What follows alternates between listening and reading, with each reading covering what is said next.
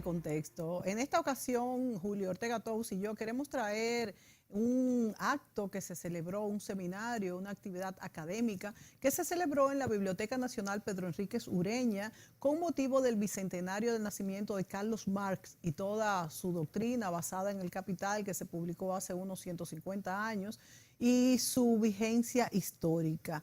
Este seminario se celebró el 22 de junio y tuvo la participación de expositores internacionales y dominicanos vamos a decir, de otros países. Vinieron desde Venezuela, Cuba, Puerto Rico, Argentina, Chile y muchos expositores dominicanos. El encuentro se llamó 200 años con Carlos Marx y su actualidad histórica, y fueron unos 20 expositores, y esta actividad fue convocada por la Fundación Bosch, por el Instituto de Historia de la UAS, el Instituto Filosófico Bonó, que se llama Instituto Superior Pedro Francisco Bonó, la Escuela Multitemática y la Biblioteca Nacional Pedro Enríquez Ureña, donde se llevó a cabo durante todo un día completo. Fue Julio, ¿verdad? Sí.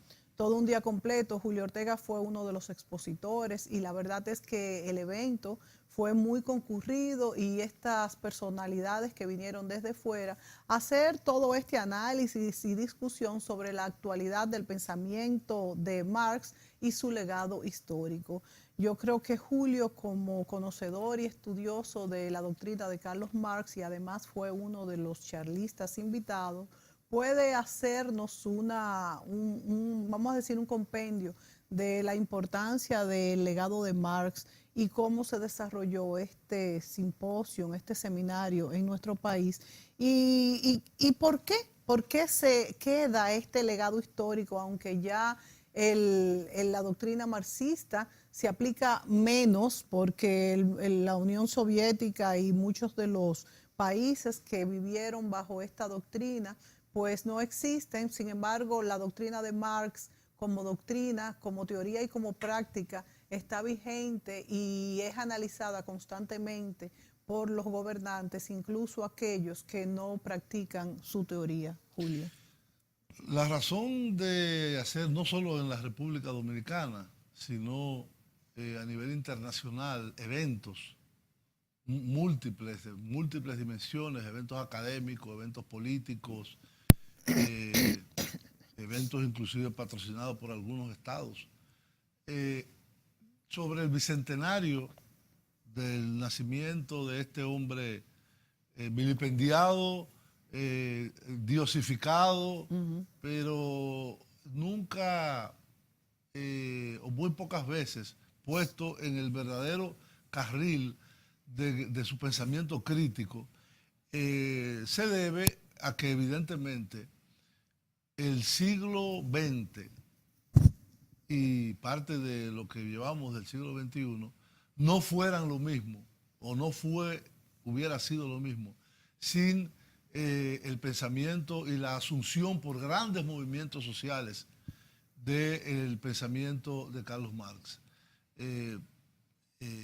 Algunas personas podrán decir, bueno, el pensamiento de Carlos Marx es el comunismo. Sí, ese es uno de sus componentes. Pero también el pensamiento de Carlos Marx está caracterizado por una metodología muy crítica, el materialismo histórico, en el cual y la teoría económica asumida de los ingleses, del valor y la plusvalía del capital que caracteriza a la producción capitalista, y en esa obra magnífica, esa obra portentosa que le llevó casi 15 años hacerla a Marx, toda la última etapa de su vida, inclusive el último tomo de este libro, El Capital, fue editado y publicado por Federico Engels, que era su compañero inseparable desde que se conocieron en 1844 en París. Hicieron una amistad entrañable. No solamente una amistad personal, sino una amistad ideológica, pues, conceptual. La razón por hacer este tipo de actividades es porque los grandes movimientos sociales que surgen en la segunda mitad del siglo XIX, es decir, el movimiento sindical, el movimiento obrero, el movimiento socialdemócrata, el movimiento socialista, la revolución rusa, que ahí ya abarca no solamente un concepto de la política y de la lucha de clases, sino también triunfa un partido que tiene como estandarte el pensamiento de Marx en ese país que es el país más grande del mundo. Y en aquel momento era un imperio, el imperio zarista de los zares en Rusia. Y a partir de 1917, desgraciadamente, se transforma en una ideología de Estado. Y eso la deforma mucho. Porque que tú transformas en ideología de Estado algo, deja de ser lo que es en su esencia. Eso le pasó al cristianismo también. Sí. Que de ser un movimiento social se transforma en una ideología de Estado y en una ideología supraestatal casi, con el Vaticano controlando casi todos los estados europeos. Y bueno, vemos cómo evolucionó esa institución que de ser, diríamos, una religión militante de las personas, monoteísta, junto con el Islam y con el judaísmo, pasó a ser una doctrina de Estado. Y pero ahí se cometieron todos los abusos. Muchísimo. Claro. Entonces, lo mismo pasó en la Rusia ¿Qué hubiera soviética. pasado si el marxismo no se hubiera convertido en una doctrina de Estado? Yo pienso que los fundadores de la Unión, los dirigentes de la Revolución Rusa y posteriormente transformada en 1922 en Unión de Repúblicas Socialistas Soviéticas, originalmente fue la Rusia soviética. Que soviética quiere decir, porque la gente no entiende muy bien por qué eso de soviética, ¿qué quiere decir esa palabra? Esa palabra en ruso, soviet, significa consejo. Y los consejos de obreros, de soldados y de campesinos que se formaron al fragor de la caída del zar Nicolás II en febrero de 1917 y antes, fueron las fuerzas institucionales que se crearon como contrapoder contra el poder instituido. Los famosos soviets. Los soviets. Pero los soviets son consejos, es como si llamara República de Consejos. Entonces, la realidad fue que al triunfo de la revolución, el partido bolchevique no era el único partido que apoyaba el proceso revolucionario. Habían otros más, estaban los mencheviques, que eran parte del anterior Partido Obrero Socialdemócrata Ruso, o la socialdemocracia actual. Estaban los socialistas revolucionarios, estaban los anarquistas, habían liberales también. Es decir, había una multiplicidad de partidos que al transformarse la revolución en una guerra civil y una guerra de agresión externa terrible, que costó millones de muertos, entonces la seguridad del Estado se sobrepuso sobre, diríamos, ese carácter pluralista inicial de la revolución y los demás partidos que ya sea se pusieron en contra de los bolcheviques o neutrales, fueron barridos. Entonces, en ningún lugar de la doctrina de Marx aparece de que el sistema por él concebido, la transición al socialismo o la transición al comunismo, fuera un sistema unipartidista. En ningún lugar. Usted no lo puede encontrar en ningún sitio de los miles, cientos de miles de páginas escritas por Karl Marx o por Friedrich Engels, ni siquiera por sus continuadores, Kautsky, Bernstein, Plejánov, Lenin, Trotsky, etcétera. Ninguno en ningún lugar proponía que esto debía ser un sistema unipartidista. Pero se convirtió en casi todos los países, Julio. Bueno, lo que pasa fue que el modelo soviético se adoptó en el resto de países. Entonces, diríamos, esa actualidad del pensamiento de Marx viene precisamente porque, basado en sus ideas, reales o deformadas, el mundo se transformó. Sí, no hubiese sido lo mismo. Es decir, el siglo XX fue marcado totalmente por absolutamente, las ideas de Marx. absolutamente. Uno de los grandes historiadores ingleses que marcan la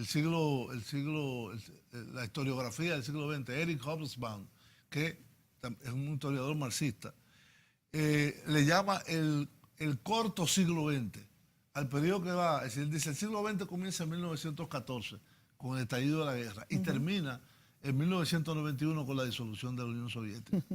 Es el corto siglo XX. Y también... Y que no fue tan corto, dicho sea de paso. Bueno, porque pasaron tantas cosas. Claro, por eso lo llama así. Pero me refiero a todos los acontecimientos que pasaron concentrados evidentemente. Ahí. Y por diferenciación, llama el largo siglo XIX, comienza en 1789 con la Revolución Francesa y termina en 1914, si toma más de 100 años.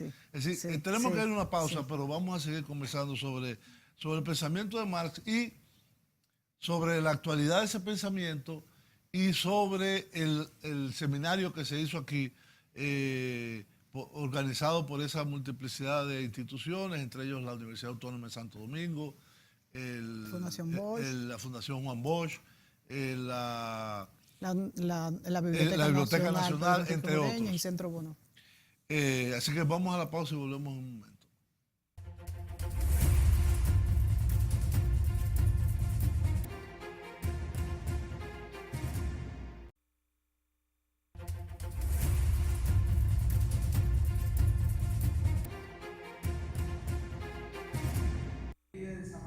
Y combinado en Marx, Lenin y Trotsky. Muy bien. Muchas de estas cuestiones complejas de la interrelación entre fases de la historia, fases, periodos, etapas, como se le ha llamado en una cierta interpretación mayoritaria en el marxismo, de Occidente y de Oriente, creo que podría alcanzarse una pista de interpretación si entendemos esta ley del desarrollo desigual y combinado.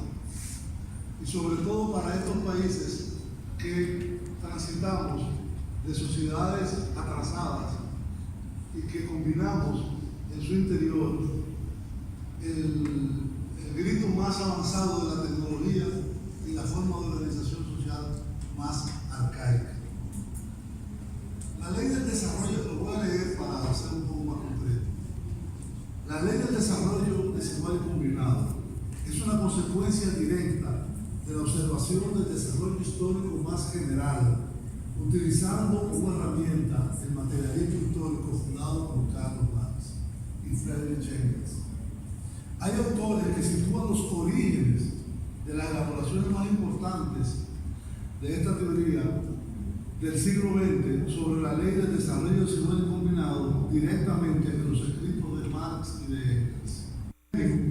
Abordó el desarrollo desigual, en particular en su obra de 1917 sobre el imperialismo, que se centra en la naturaleza expansiva del capitalismo y su efecto desestabilizador en las relaciones internacionales.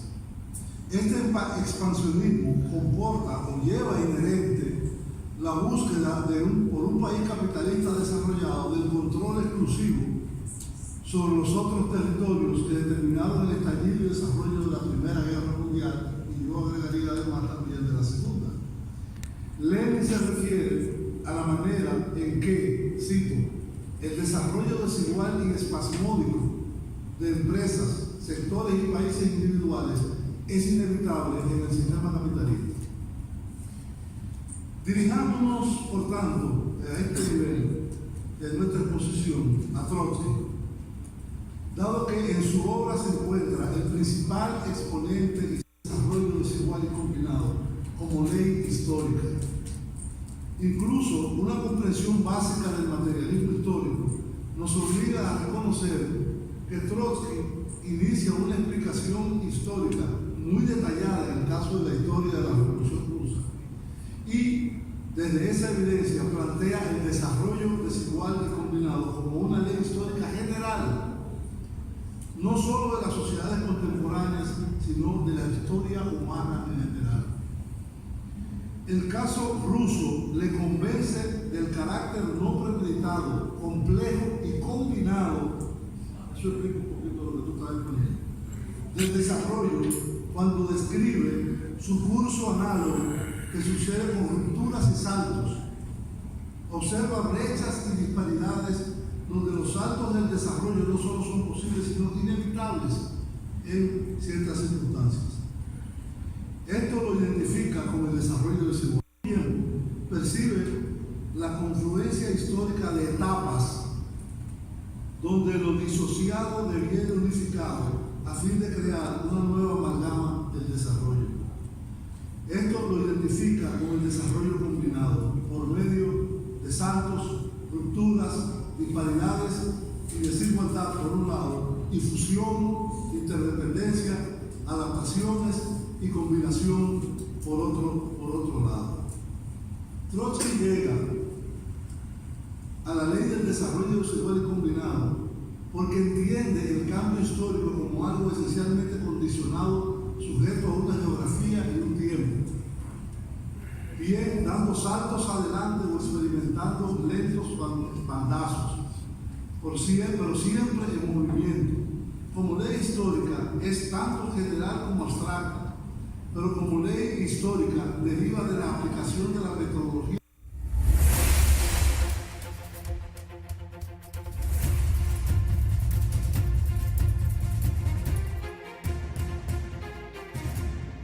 Bueno, este video es parte del simposio que se dio en la biblioteca. Fue la intervención mía. Sí, no, por eso Porque fueron 20. Fueron muchas, Sí. pero vimos ahí la intervención de Julio Ortega Tous y me imagino que pues así como esta, los otros 20 fue un nutrido grupo de expositores. Lo fue. Y la importancia de este simposio, como bien decía Julio, porque marcó lo que fue la historia del siglo XX, no solamente en los países donde se impusieron las doctrinas marxistas, sino en todo el mundo. No, Es pero como la tú socialdemocracia decías. proviene. Claro, y todos estos movimientos sindicales, obreros, que Si Europa nada, no fuera lo que es hoy, sin los movimientos sindicales Claro que no. y sin los partidos socialistas. Incluso o América socialdemócratas Latina también. Y comunistas y América Latina también, o sea, Mira, el mundo entero. Para darte una idea, hubo una conferencia de un profesor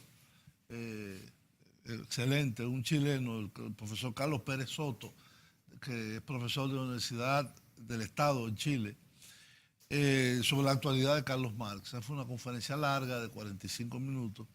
En esa mesa también participaron Reina Rosario, que es la directora de la Escuela de Historia de la Universidad Autónoma de Santo Domingo, Pablo Mella, Matías Bosch, que es presidente de la Fundación Juan Bosch, Diomedes Núñez Polanco, que es el director de la Biblioteca Nacional, Sí. María Teresa Cabrera y Amaury Pérez. Hubo 3 paneles durante el curso del desarrollo, una pausa al mediodía para almuerzo y después se retomó. Como todo en muchos lugares y sobre todo aquí, después el salón estaba completamente lleno en la mañana, en la tarde hubieron muchas ausencias, pero no fue que no había gente. Sí, eso pasa. Pero en el primer panel, Diógenes Céspedes, el conocido escritor, profesor y lingüista dominicano, hizo una exposición sobre el marxismo y su recepción en la República Dominicana, y la historia de cómo se fueron llegando a principios del siglo XX y posteriormente las ideas marxistas Aquí al país. a la República Dominicana. ¿Y cómo influyeron, me imagino? Exacto. Ángel Villarini es un profesor puertorriqueño, hizo una exposición más en la parte filosófica y habló sobre el pensamiento crítico y ética en Carlos Marx. Pedro Sotolongo es un profesor cubano que trabaja tanto en la Universidad de La Habana como aquí en la República Dominicana, trabaja en la misma Biblioteca Nacional y en la Fundación Juan Bosch, y en la FUNGLODE también, la Fundación Global Democracia y Desarrollo. Hizo una exposición muy interesante sobre Marx y el actual cambio de época, el concepto de cambio de época. Ingrid Luciano hizo una joven extraordinaria, porque me sorprendió por su juventud. Dominicana. Hizo una exposición sobre la estética marxista. El arte y la concepción de la sociedad de Marx, vamos a decir, o en Marx. Jaime Rodríguez, otro joven brillante que no conocía, abogado, hizo una exposición sobre Marx y el derecho, muy buena. Y en la tarde hubo otras exposiciones. El venezolano Simón Rodríguez hizo una exposición sobre Marx y la cuestión de la independencia política de la clase obrera, el tema de distintos partidos obreros que puedan profesar ya sea interpretaciones opuestas o iguales, sí, del concepto de Marx. Elvira Costa de León y Raldi Santos son dos dominicanos jóvenes también. Marx y la economía del siglo XXI, la relación del pensamiento marxista con la economía actual. Gabriel Andrés Vaquero, otro un jovencito también dominicano, poco ortodoxo, hizo una exposición sobre claves para un nuevo marxismo crítico. Henry Heinzen hizo una exposición sobre la teoría de Marx y la experiencia soviética, cómo triunfa. En la teoría de Marx, la revolución socialista debería triunfar primero en los países desarrollados. Claro. Y después en los otros países que tenían desarrollo más rezagados. Pero fue el inverso. Sí. Entonces, ¿qué introduce eso que tú decías del triunfo de un partido marxista? Y lo que pasó en Rusia fue el abuso también de los zares. O sea, fue lo que sí, pero un país cuasi feudal. Sí, cuasi feudal. Lucas Vicens, amigo que estuvo aquí recientemente en el programa, hizo una exposición sobre Marx, capitalismo y transición. Yo hice la última exposición de ese panel. Vimos ahí una parte pequeña. ¿Cuál fue tu tema La general? ley del desarrollo desigual y combinado. Eso te iba a decir. Que en Marx, un poco, Lenin y Trotsky. Que expliques un poco, porque yo no entendí muy bien. Te voy a explicar ahora lo que es. Sí. Déjame terminar con los paneles. Sí. Y el último panel, que fue Aquiles Castro, teoría de la crisis en el capital. Es decir, la obra del capital y cómo analiza las crisis en el capitalismo. Carlos Peña Evers, Marx, Bosch y las clases sociales en la República Dominicana. Sí, como su libro. Como el libro de la composición social dominicana. Yo creo que estudiamos todos en el colegio. Tiene diríamos, vigencia claro. Y relación con el pensamiento de Marx. Sí. Pedro Montilla, Marx y la Constitución Dominicana de 1963. Bartolomé Pujals, que hizo una exposición sobre marxismo, populismo y democracia radical, un análisis transversal. Gonzalo Basile, Marx y el materialismo histórico y la medicina. Ese es un argentino que habló sobre todo sobre la medicina social y el pensamiento marxista. Que está tan vigente hoy en día ese tema. Claro. Y Iron Fernández, que también lo hemos tenido aquí, habló sobre la teoría de la plusvalía en Marx y la aproximación a la explotación capitalista en República Dominicana. Y finalmente Luis Ulloa hizo una exposición sobre la relación infra y supraestructura, piedra angular de la sociología marxista. La parte sociológica. La verdad que fue tremendo. Claro, eso y hacía largo. Que las exposiciones tuvieran un máximo de 12 minutos.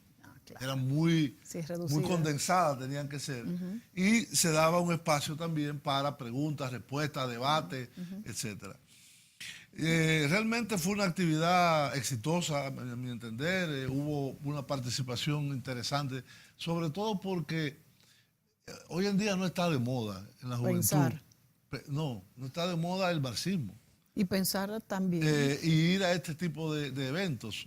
Aquí en este país menos que en Es otros. que independientemente de que se sea marxista o no, o se crea en el marxismo, es una actividad de análisis. Yo creo que es Exacto. muy válida. Y sobre todo académica. Claro. Es una actividad no de propaganda de un partido o de una doctrina o de una ideología, sino es el análisis, algunas de ellas muy críticas inclusive. Sí. Que yo creo que contribuyen mucho. O sea, es un análisis de la vigencia o no O del no. marxismo. O los cambios no. que hay que introducir. Y también de un análisis de retrospectivo a las cosas que pasaron. O sea, Sí. no fue una actividad proselitista, no lo veo de Así esa es. manera. No, sino para- como de un quién, análisis, además. claro, de quién, exacto. Si O sea eran que- instituciones académicas. Claro, todas. claro. Vamos a ir a una pausa Y para seguir volvemos con con esta este tema. conversación.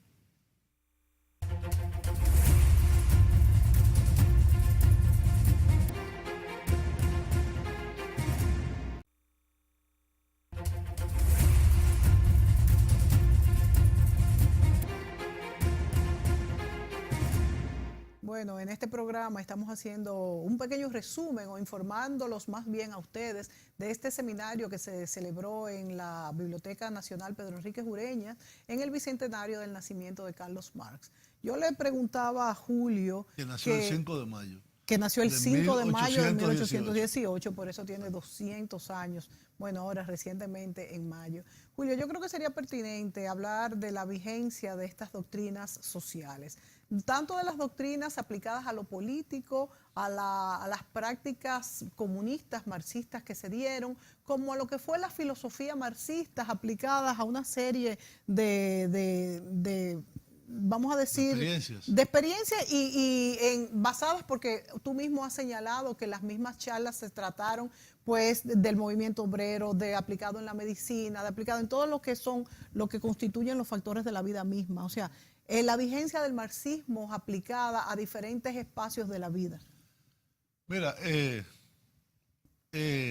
evidentemente con el triunfo de la Revolución Rusa en 1917, el marxismo pasó de ser una teoría europea, exclusivamente europea, de los partidos en aquel momento socialdemócratas o socialistas, no importa el nombre. En Alemania se llamaba socialdemócrata, en Rusia también, en España se llamaba Partido Socialista Obrero, en Francia se llamaba Partido Socialista, en Inglaterra se llamaba Labour Party, Partido del Trabajo. Es decir, no importa el nombre, pero es la corriente socialdemócrata que fue la que sucedió al fracaso de la primera internacional que fundó Marx y que se instituyó después de su muerte en Segunda Internacional, o que hoy se llama Internacional Socialista. Claro, hoy. Claro, y tiene muchísimos miembros. Evidentemente,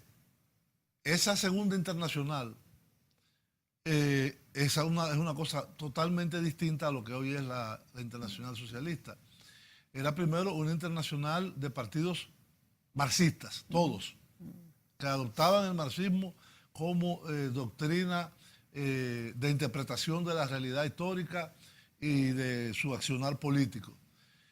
Ya quedan muy pocos partidos socialistas que proclamen el marxismo, o socialdemócratas, creo que ninguno, que proclamen el marxismo como su interpretación histórica, por lo menos en Europa. En América Latina sí existen, y en Asia también, y en África. Una de las consecuencias más importantes de la Revolución Rusa directa fue el inicio del proceso de descolonización en el mundo. Acuérdense, el mundo en 1917 eran las potencias europeas, los Estados Unidos, que era casi una extensión de Europa en el continente americano, con sus características singulares, pero un país poblado por europeos fundamentalmente. Y el resto eran colonias o protectorados o muy pocos países independientes. Por eso es que todo hay que verlo en el contexto histórico. Claro. Claro. Entonces, por ejemplo, África estaba bajo control colonial absoluto. América Latina no era un control colonial directo, pero era un control neocolonial o de protectorado. Nosotros estábamos ocupados por los Estados Unidos. Sí. Lo estaba Haití, lo estaba Cuba, lo estaba Nicaragua, Sí. lo estaba Panamá. Ocupados militarmente, y otros países era un control indirecto a través de dictadores. Sí, de regímenes que Dictatoriales, respondían generalmente. a esa potencia. realidad de la expansión de los Estados Unidos, en primer lugar en América, en el continente americano, en América Latina. Y Asia pasaba lo mismo. China bajo control colonial, la India bajo control colonial, el Medio Oriente bajo control colonial. No se había terminado se estaba disolviendo el Imperio Otomano y se estaba constituyendo. Es en el 23 que se constituye la República Turca, y que lo que era el antiguo Imperio Otomano pasó al control de Francia y de Gran Bretaña. Entonces, el impulso que le dio la Revolución Rusa por el propio problema colonial interno que tenía el Imperio zarista, y que se transformaron en las llamadas repúblicas soviéticas, que fueron, aparte de Rusia, fueron 16 más. Sí. No solamente las europeas como Ucrania o Bielorrusia, sino Kazajstán, Georgia, Kazajistán, Todas Tayikistán, están todas las ahora. están, Mongolia, Sí. que era un problema colonial del Imperio ruso, pero que estaban contiguos, estaban dentro de las fronteras del imperio. Esa fue la primera resolución. Eso tuvo una repercusión enorme en el movimiento anticolonial entre el periodo de las entreguerras y, evidentemente, después de la Segunda Guerra Mundial ya fue imposible mantener el sistema de dominación colonial, y colapsó y surgió más o menos el mundo que conocemos hoy. En segundo lugar, el movimiento social, vamos a llamarle el movimiento social obrero, campesino, popular, se desarrolló de forma descomunal. Y también surgió el fascismo como respuesta, es decir, el nazismo y el fascismo, como respuesta a las situaciones dejadas por la Primera Guerra Mundial. Sí. En segundo lugar, o en tercer lugar, después del periodo de aislamiento de la Rusia soviética, en el periodo de entreguerra, triunfa la Revolución China. El país más poblado del mundo. Ya tenemos el país más grande del mundo en territorio y el más poblado del mundo. Se produce la descolonización de la India, con el movimiento encabezado por Mahatma Gandhi.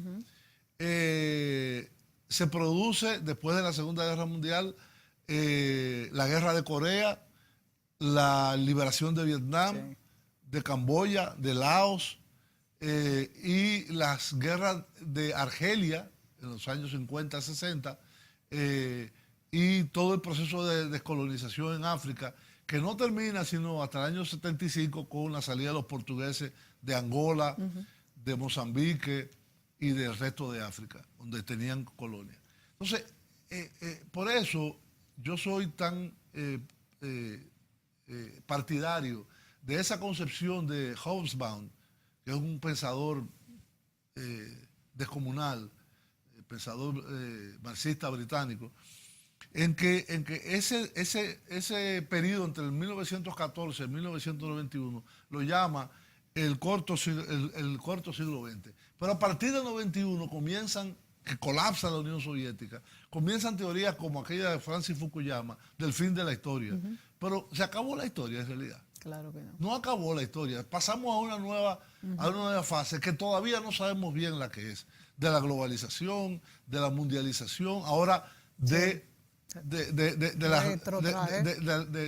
retrotraimiento interno de la globalización, sobre todo en los Estados Unidos y en otros países, hacia posiciones más nacionalistas y de mercado interno. Y entonces, sin ese instrumento, a mi entender, que es lo más importante del marxismo, sin esa herramienta que le permite a a mundo. cualquier pensador analizar la realidad, no solamente analizarla, interpretarla y tener instrumentos para su transformación, es el principal legado. No es una doctrina, no es una religión, no es un método estanco que no puede evolucionar, al contrario. Pero sin embargo, todavía, a pesar de que la Unión Soviética colapsó, existe China, que ha tomado quiera los como dos quiera, mundos, ha tomado los dos está mundos. gobernada por un partido comunista, Sí. que se dice marxista. Sí. Existe Vietnam, Sí. Corea del Norte también, Sí. Cuba también. Es decir, ha habido No ha un desaparecido reflujo, del mapa. un reflujo con la caída del principal país, que fue la URSS, pero evidentemente, y los movimientos anticapitalistas de nuevo cuño en el mundo, el Occupy Wall Street, las contestaciones en la calle en Europa, en la primavera árabe, Sí, todo esto conforma una realidad que la lucha de clases no ha terminado. Nunca va a Ni terminar. la historia. Yo creo que nunca va a No, que era lo terminar. que decía Fukuyama. Sí, exacto, jamás, jamás. Incluso yo te iba a comentar con tu análisis, ¿verdad?, de estas épocas distintas en el mundo, de que las corrientes generalmente no se desarrollan solas en un solo, vamos a decir, físicamente, en un solo país ni en una sola región, sino pues que Cada vez estamos confluyen. interconectados. Claro. Y aunque se supone que cada vez vamos, pues vamos a decir, enfocándonos hacia una filosofía o lo que fuera, en realidad es como es como un ir y venir.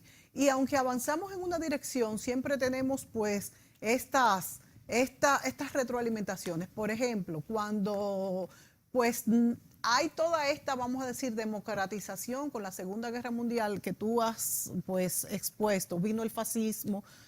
Bueno, con la primera, vino el fascismo, volvimos hacia atrás, ahora con la globalización, pues esto de Trump. Aparentemente que Exactamente. se O sea está que dando reversa también. siempre hay una reversa que corrige, vamos a decir. Es como el mercado. En el mercado, en el Dow Jones, por decir uno de los índices, pues nunca va pues en ascenso, en descenso solamente, son curvas. Todo lo social tiene las curvas correctivas y se va dando. Y yo creo que al fin nos hacemos un mundo mejor, pero sin la presencia de Carlos Marx, que es lo que nos llama el pensamiento y la doctrina y la filosofía de Carlos Marx, no hubiéramos estado donde estamos. Y ha sido pues un aporte a la humanidad muy importante, aunque las doctrinas comunistas se erradicaran, vamos a suponer que no ha pasado del todo, pero aunque pasara, hay que tomarlo en cuenta, y este bicentenario por eso ha marcado una época de volver sobre el pensamiento de Carlos Marx, y por eso es importante. Vamos a ver también lo que fue tu exposición, Julio, en este seminario que se celebró en la Biblioteca Nacional Pedro Enríquez Ureña, pero ahora nos vamos a la pausa y volvemos.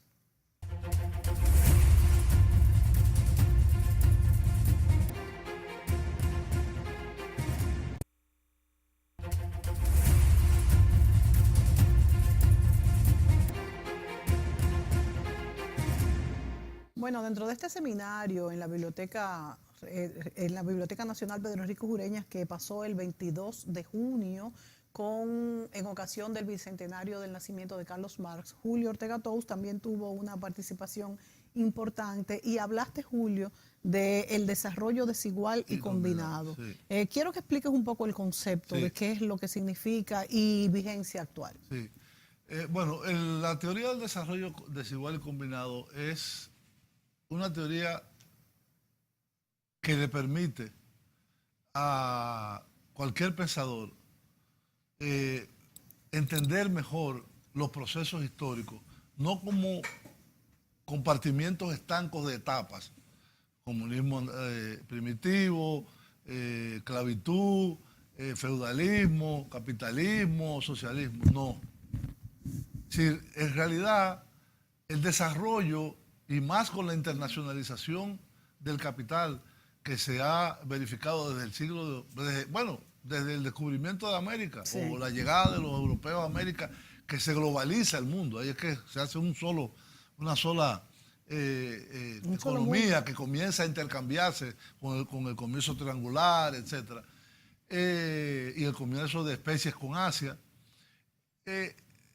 eh, interpretar los procesos históricos amerita de una herramienta que no sea restringida a las etapas de la historia, sino que le permita a uno entender cómo uno puede ver aquí, en la capital dominicana, la capital, en Santo Domingo, un Ferrari, último modelo, con una carreta llena de China al lado y un caballo flaquísimo. O cómo uno puede ver a un joven con un celular de última generación al lado de un campesino que sigue arando con un arado de la antigüedad prácticamente, y un animal de tiro.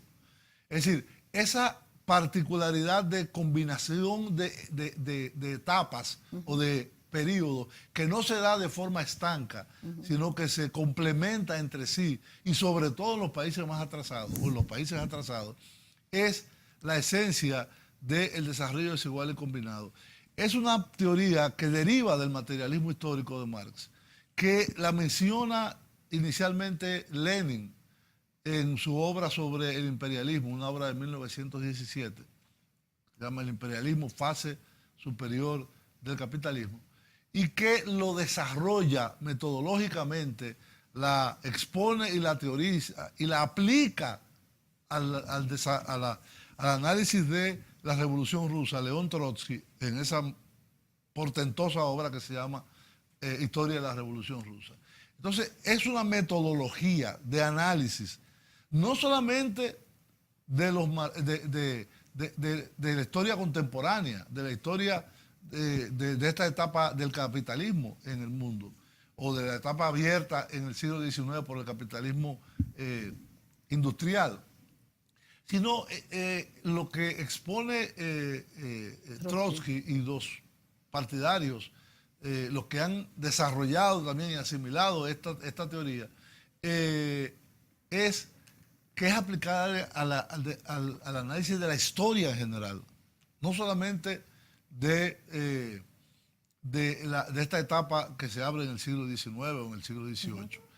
Entonces, es un instrumento metodológico que deriva del materialismo histórico, que deriva de la metodología, del pensamiento de Marx y de sus principales expositores, pero que da un salto cualitativo al ser una herramienta de análisis y de interpretación, y por lo tanto de soluciones distintas a las problemáticas que plantea la situación de un país como República Dominicana, o un país como Canadá, o un país como Vietnam. Es decir, tan distintos como ellos, pero esa metodología le permite a uno poder interpretar esas fases de la historia combinadas y desiguales dentro de un mismo proceso. No sé si me di a entender. Sí, perfectamente. Ahora bien, Julio, es como se combina lo moderno con lo arcaico. ¿Y cómo ha pasado en estos países que pasa todos los días? Todo el tiempo, lo vemos. Incluso cuando tú hablaste del muchacho con una cosa de China y hasta el caballo era flaco. O sea, es lo que quieres hacer. Pero el eso contraste, tú lo ves aquí, claro, el contraste. Ahora, yo te pregunto, esto cada vez se ve menos en los países más capitalistas. Pero cada vez menos. O sea, ellos han logrado, por ejemplo, salir toda la más. Economía subterránea que existe en esos países, Generalmente de trabajo cuasi esclavo. Pero generalmente de inmigrantes, fíjate. Bueno, no importa, pero no son seres humanos. Claro que sí. Y no son movimientos que conforman pero diría la Trump entonces que por eso es que quiere él Trump eliminar. Yo no calificarlo. Es un presidente de Estados Unidos. Sí. Bueno, la verdad es que me parece muy adecuada esta discusión, este análisis, este pensamiento que confluyó allá en la biblioteca Pedro Enríquez Ureña, de estos 20 expositores analizando la vigencia del pensamiento marxista y cómo puede servirnos todavía hoy para analizar los procesos sociales y siempre mejorar.